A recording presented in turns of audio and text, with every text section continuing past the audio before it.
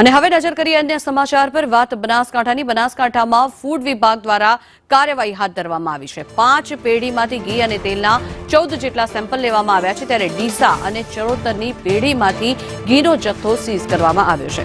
1995 kilo શંકાસ્પદ ઘીનો જથ્થો સીઝ કરાયો છે, ત્યારે ડીસાની એક પેઢીમાંથી 5955 કિલો તેલ જપ્ત કરવામાં આવ્યું છે। તેલમાં ભેળસેળની શક્યતાઓને લઈને જથ્થો જપ્ત કરવામાં આવ્યો, ત્યારે ચડોતરની જલારામ એન્ટરપ્રાઇઝમાંથી ડુપ્લિકેટ ઘી મળી આવ્યું છે।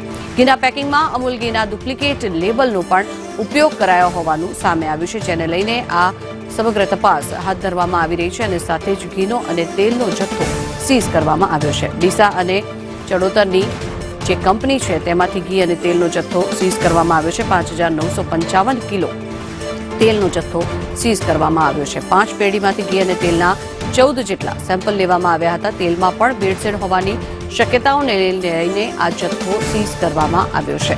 બનાસકાંઠામાં આ પ્રકારની અનેકો વખત પહેલા પણ બાબતો સામે આવી છે, જેને લઈને વધુ તપાસ હાથ ધરાઈ રહી છે। વધુ માહિતી મેળવીએ, સંવાદદાતા ધવલ જોશી જોડાયા છે આપણી સાથે। ધવલ, લોકોના સ્વાસ્થ્ય સાથે ચેડા કરવામાં આવી રહ્યા છે। ઘી અને તેલ કે જે લોકો માટે ખૂબ જ જરૂરી હોય છે, તેમાં પણ ભેળસેળ થતું હોવાનું સામે આવ્યું છે। શું કાર્યવાહી?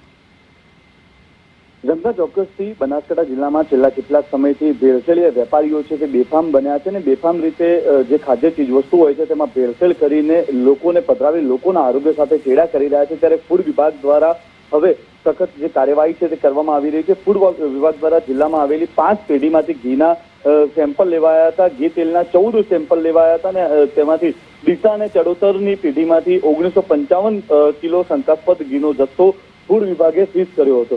મહત્વની વાત છે કે ફૂડ વિભાગની તપાસમાં ચડોતરના જલારામ એન્ટરપ્રાઇઝમાંથી શંકાસ્પદ ઘીના પેકિંગમાં અમૂલ ઘીના ડુપ્લિકેટ લેબલનો ઉપયોગ કર્યો હોવાનું અત્યારે જે તપાસ છે તે તપાસમાં સામે આવ્યું છે।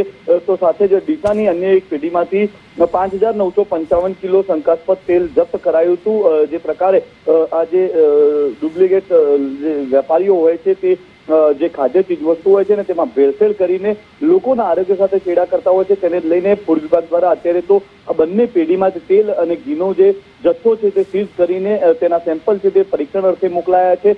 મહત્વની વાત છે કે પરીક્ષણ અર્થે મોકલાયેલા સેમ્પલોમાં હવે શું આવે છે તે જોવું રહેશે, પરંતુ અત્યારે તો જે પ્રકારે આ ભેળસેળ વેપારીઓ બેફામ બન્યા છે ને તેને લઈને ફૂડ વિભાગની કડક કાર્યવાહી છે તે સામે આવી છે। જી આભાર ધવલ સમગ્ર માહિતી બદલ।